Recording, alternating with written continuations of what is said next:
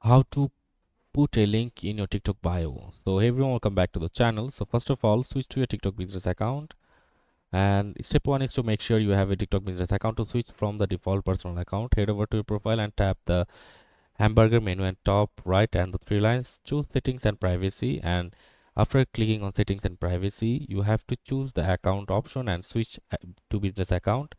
And you can choose a category for your business account and add your website link on after TikTok. So click the edit profile button and scroll down to website and enter your preferred link into the website feed, as you can see from here.